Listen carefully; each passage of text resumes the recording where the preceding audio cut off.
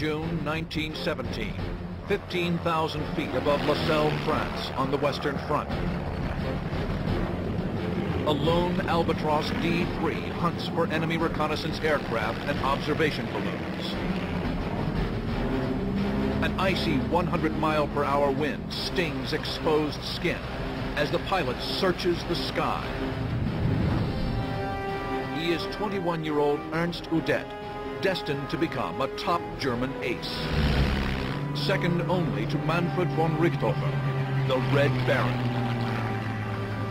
Here's someone who, by his own admission, had no qualms whatsoever about going head-to-head with an opponent in the interest of making the opponent flinch first. Not long into the mission, Udet spots something. From the west, a small dot approaches fast. At first, small and black, it grows quickly as it approaches. A Spad, an enemy fighter.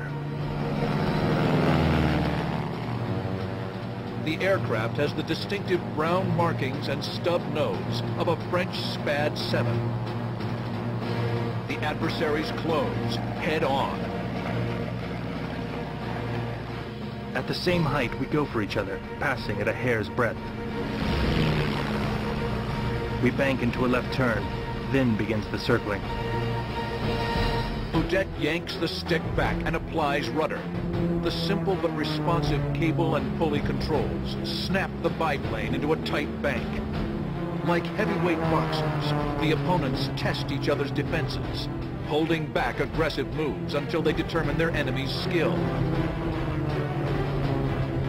It wasn't the first pass that really gave them the initial insight into how good of an opponent they were facing.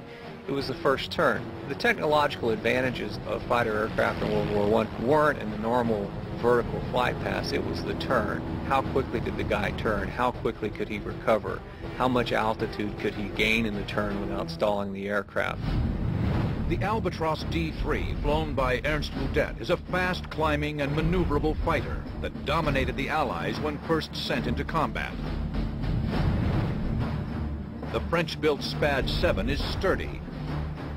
With a 150-horsepower Hispano-Suiza V8 engine and a top speed of 119 miles per hour. The Spad is 10 miles per hour faster than the Albatross and better in a dive. But the D-3 is more maneuverable and has a better rate of climb.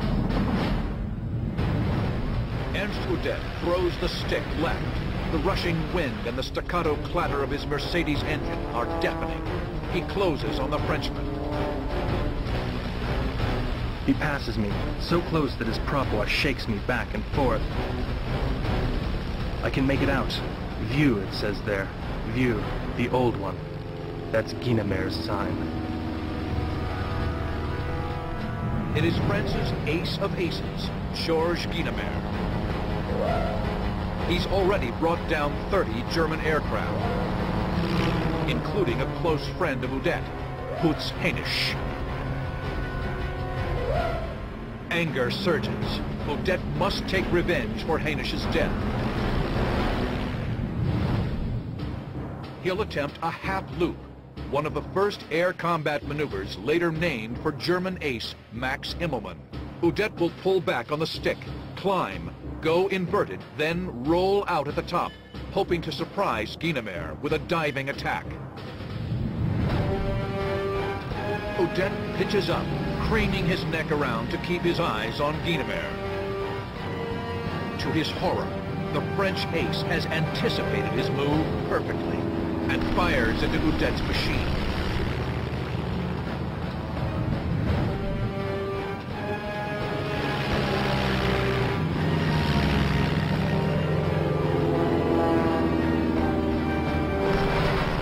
Metallic hail rattles through my right wing plane and rings out as it strikes the struts.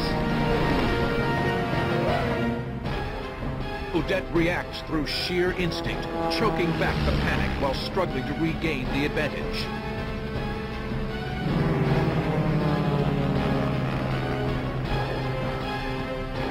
Drive your car at 60 miles an hour down the highway. Stick your head out the window. Now imagine you're going twice that fast. Now imagine it's 0 degrees outside, and it's hard to breathe, and it's cold, and the air is biting.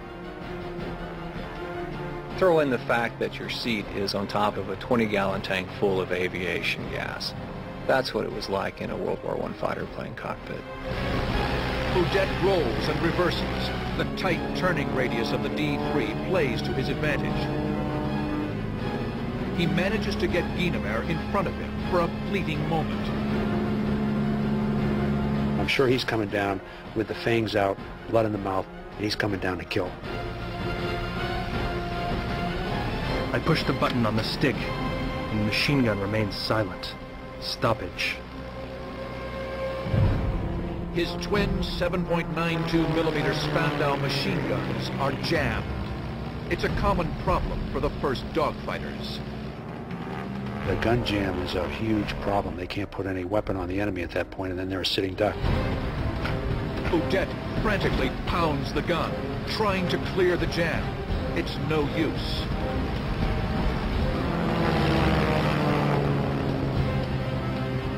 At that point, he was just a target for Ginemera, so he was doing a lot more wider circling, a lot more climbing, trying to stall the plane, doing things that were much more evasive. Udet and Ginemer roll right and pull into each other again.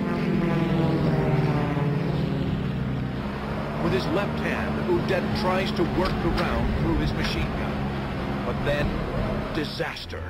From overhead, Ginemer observes the German's plight.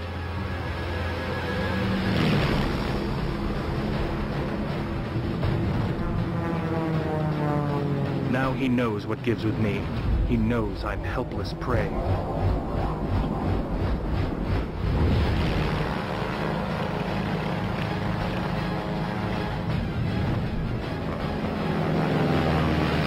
Udet cranks over into another left turn.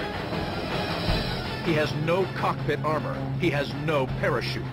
To be shot down from this altitude in World War I is certain death. Ginemer reverses for a final climactic head-on pass. Udet knows it is about to end.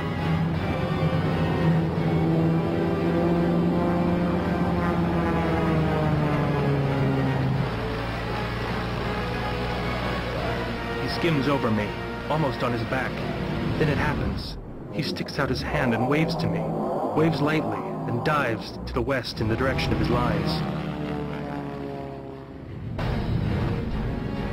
I fly home. I'm numb.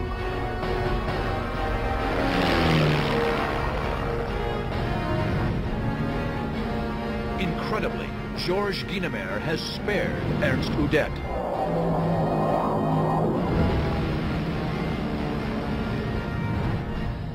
There are people who claim Ginemer had a stoppage himself then.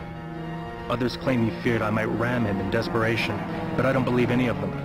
I still believe to this day that a bit of chivalry from the past has continued to survive.